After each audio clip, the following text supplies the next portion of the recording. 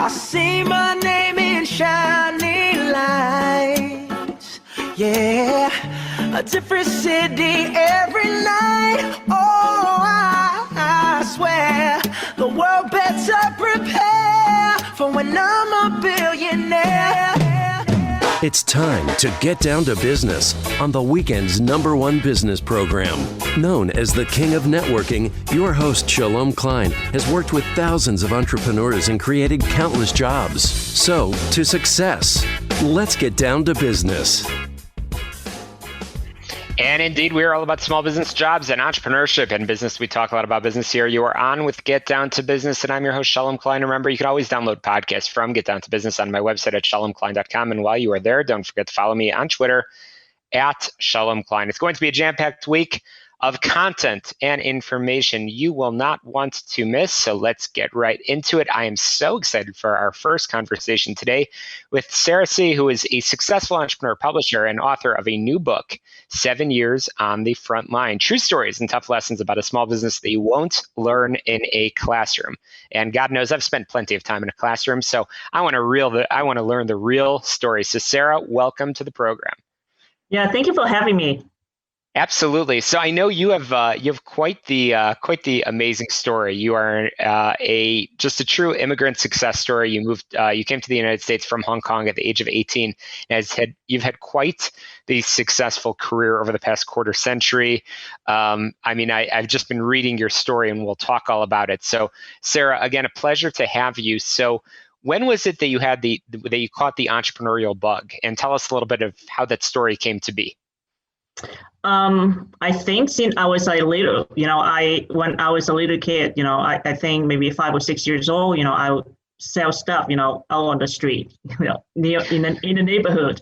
And when I was in elementary school, I actually sold raffle ticket to my classmate, and I earned some money from there. So I think at that point I knew that I was very interested in selling, making money.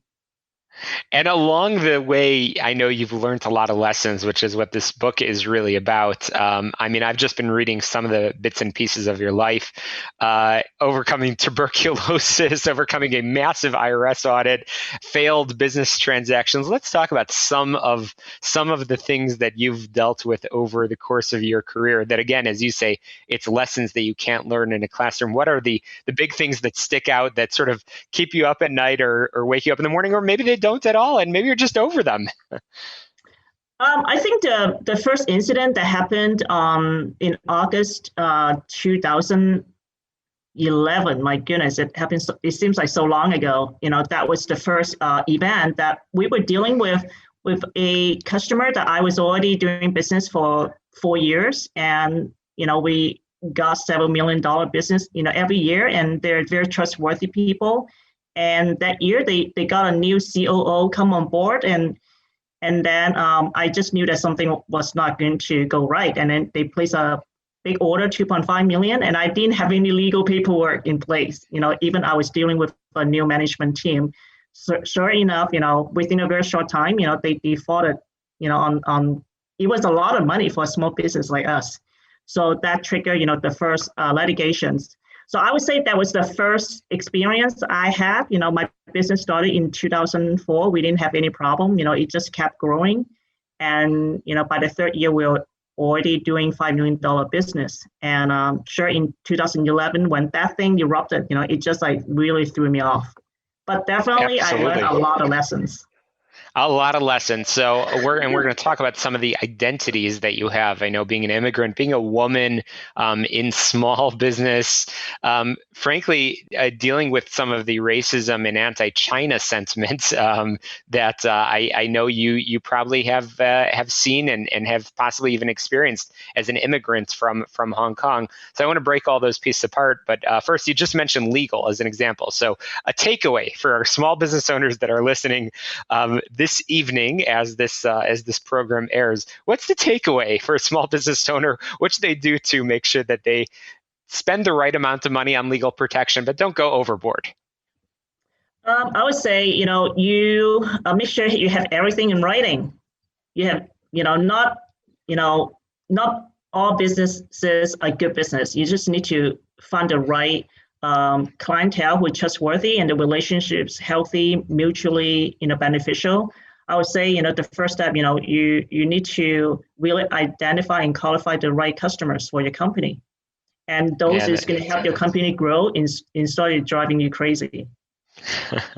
So I know you've learned those lessons from trusting a handshake deal and then seeing how that went. So you're giving the advice to make sure people don't have to go through those same pitfalls, trials, and tribulations. But launching and running a small business is a challenge on just any day of the week. It doesn't matter what line of work you're in. So continuing on the theme of, again, practical lessons learned, what are some of the things that you've seen, the unexpected surprises, both for the good and bad, in running a small business? I would say for the most part, my company, this is the 17th years. It's just getting a lot more fun because I think being able to go through the 7 years, I learned a lot lessons. I am able to really not making the same mistake I used. So I would say, delegation is a big part. I'm a visionary, like a lot of entrepreneurs, they're visionary. They started something from nothing. So I think we really need to focus on something that we're really good at when we delegate the task, to able employees. Find really trustworthy suppliers, vendors, partners, and employees to support you along the way. So that's my formula, that I've been using for the past years. I'm just experienced tremendous success, and fulfillment, in what I do in my business.